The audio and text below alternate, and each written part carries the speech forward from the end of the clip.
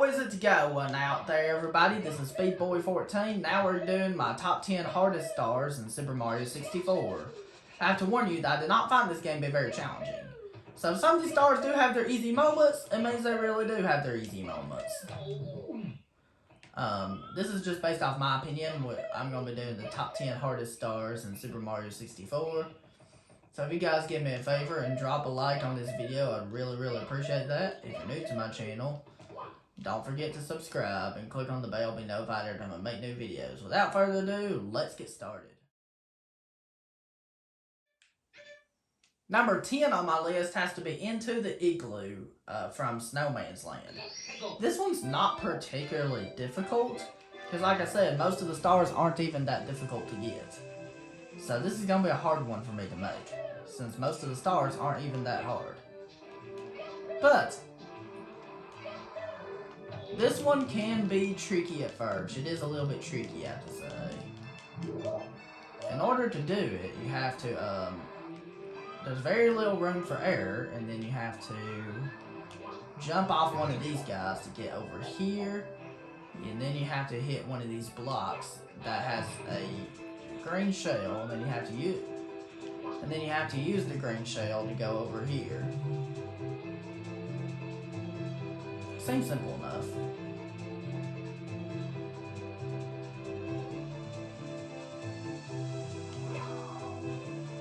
So you have to use it in order to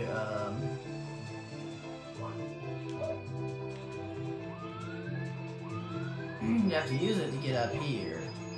Then once you make your way up here, you have to go inside the igloo. You have to aim Mario towards the igloo, squat down, and walk in the igloo.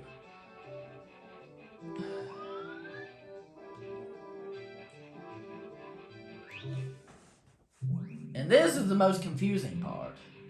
It's not particularly difficult if you know what to do, but it's just confusing. It's just a little complicated right here. Because the most complicated part is you have to know where the vanish cap is, and the vanish cap can be tricky to find.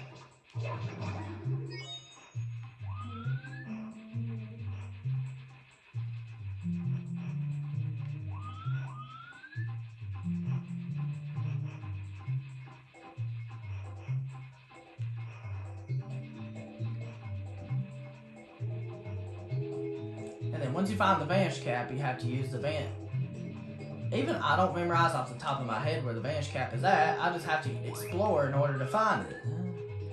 That's how tedious this one is. Once I eventually find the vanish cap, I can finally use it to get back over here and get these stars just like that. That's really all to say about this one. Now we're gonna move on. Number 9 on my list has to be, and when I did my top 10 easiest stars in Super Mario 64, if you want to check that out, click on the link in the description below. There was the original star of the slide in Peach's Castle, but this is the harder one where you have to do it faster. Excuse me. That's the reason why this one's number 9 on my list, because you have to do it faster.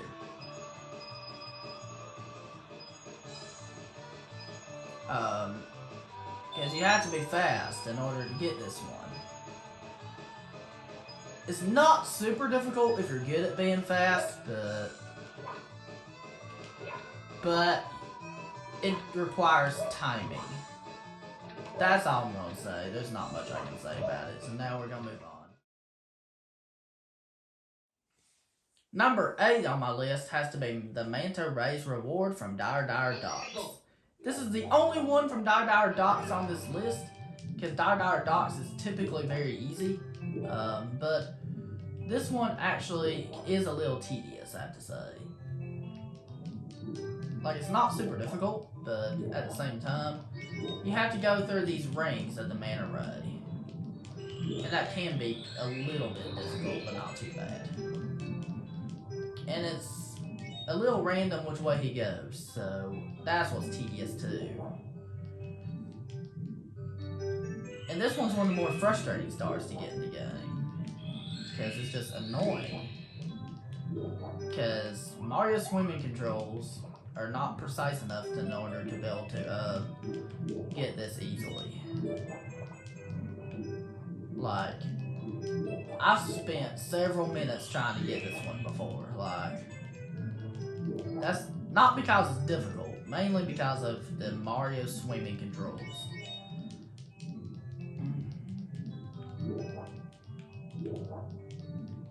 That's the hard part, is the swimming controls are not as precise as like in the Galaxy games or Mario Odyssey. That's all I'm gonna say about this star. Now we're gonna move on. Number 7 on my list is Snowman's Lost His Head. So I can't believe that a level from Cool Cool Mountain made it to the list. This one's not that hard if you do it right. That's why it's high enough on the list, because it's not really that hard. But it does require a lot of memorization and precision, so you do have to be careful. So that's why I put it at number 7, because for me it just isn't that hard. It's just tedious for me. Some people might put it a little higher on the list, but for me, it's not really that hard. But you do have to aim properly, and you have to make sure you do that. And then there you go. The hardest part is aiming right there. And we did it. That's all I'm gonna say about this one, so now we're gonna move on. Number 6 on my list is The Big House in the Sky from Rainbow Ride. This one, we're starting to get to the middle now, so this one is kind of hard, but I mean it's not super hard. It is a little bit hard though, because you have to take a certain path and you have to do precise movement. Execution is crazy. Rainbow Ride's one of the more difficult areas in the game anyway, especially since the rest of the game's on the easier side.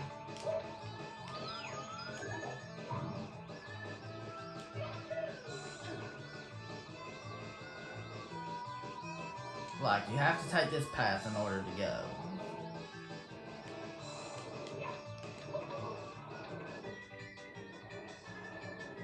So, that's why it's number 6. Because you have to take this path.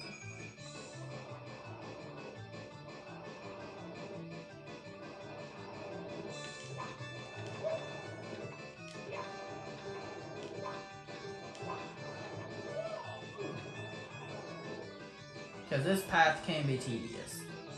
And now you have to take the path on the left. And it's precise. And you get some terribly difficult jumps you have to make that require really precise timing. And, if you screw up any, you're toast. And then you make your way there and stuff like that. That's why it's number 6, that's all I have to say, so now we're going to move on. Number 5 on my list is Wiggler's Red Coins from Tiny Huge Island. This one is a butthole. Excuse me, there's no way this is easy. Like, no. Like, there's probably a correct door you have to enter in order to even do this one. It's that tedious. It's a butthole. Like, you might have to go inside here to fix the area.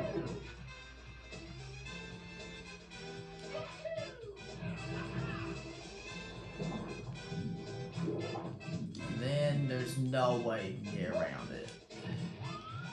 Except for, like, because I screwed up entirely.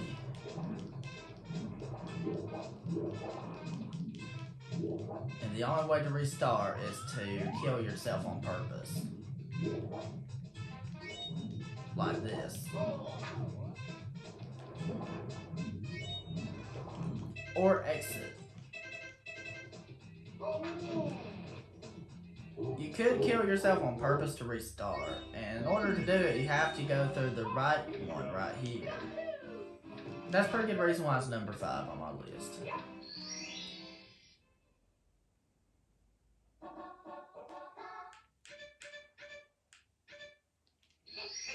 It's the only red coin mission on the list.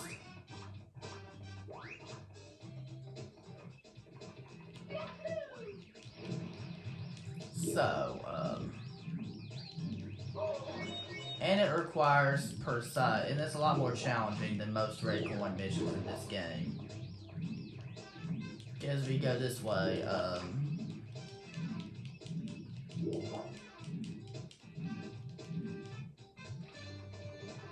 you have to activate something in order to do something easily.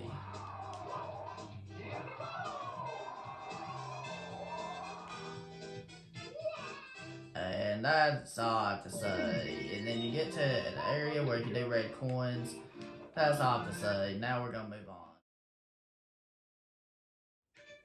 Number 4 on my list has to be Stomp on the Thwomp from Tock. Why this one has to be number 4? Tock is not too difficult in the world. It's just I didn't find Tock to be too difficult, but it's this star right here that's tedious.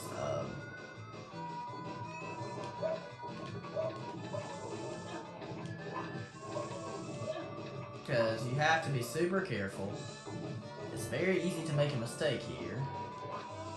And this is the one where you can get to the Thwomp, where you have to get on top of the Thwomp in order to do it. And you can fall off the Thwomp easily when you're on the Thwomp.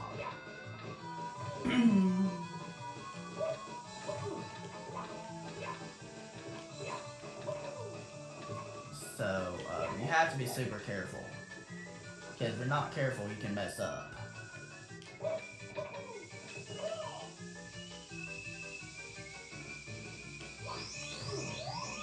So,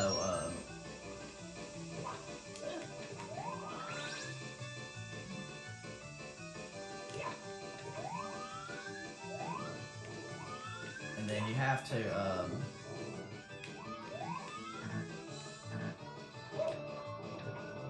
there's a certain way you have to go. You have to go this way, and then you have to do this. Like, it's tedious.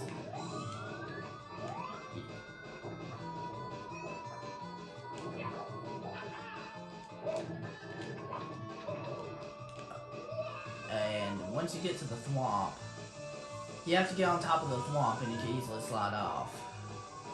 That's all I have to say about it, so that's all I have to say about Stomp on the Thwomp. So now we're gonna move on. Number 3 on my list has to be Somewhere Over the Rainbow from Rainbow Ride. So the reason why it's number 3 on my list is because you have to take the right path instead of taking the left path. And when you do take the right path, you have to go inside the cannon. You have to make sure the cannon was activated from doing the red coin star. And then you have to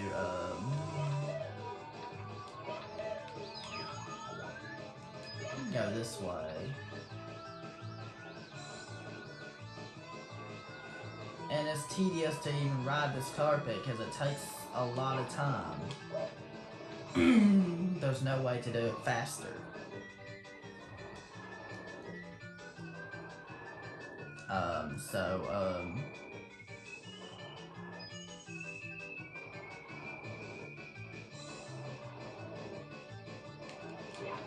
So you have to be super careful about it.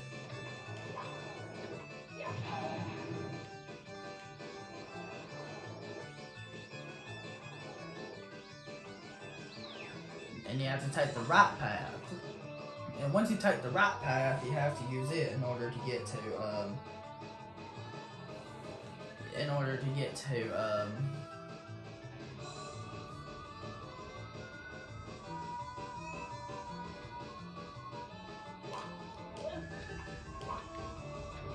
in order to get to the star. And then you have to use the cannon, and it gets really tedious from there.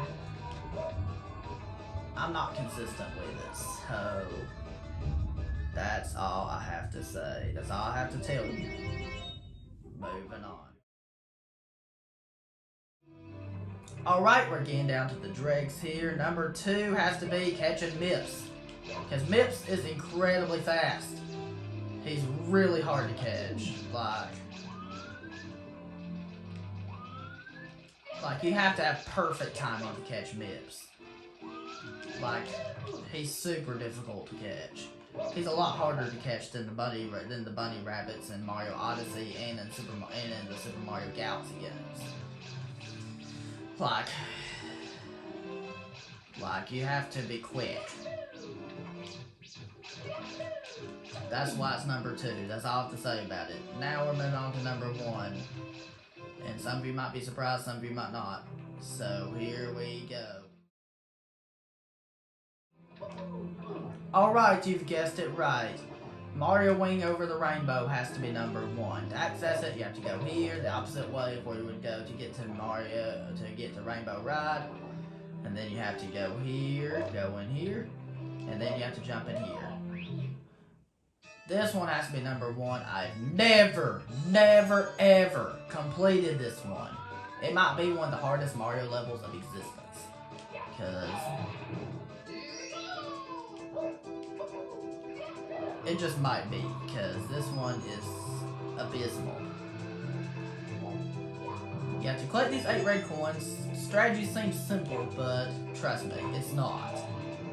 It is a butthole. One of the hardest levels in gaming history. It is that difficult.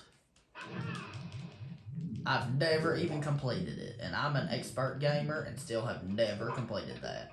I know the rest of the game is easy, but that is scorchingly hard. Alright guys, that's it. Thank you very much for watching, guys. If you enjoyed, don't forget to drop a like. And if you're new to my channel, don't forget to click that subscribe button.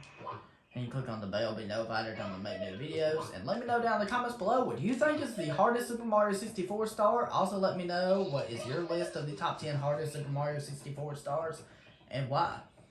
Have a wonderful day. Peace, Republic of Speedboy.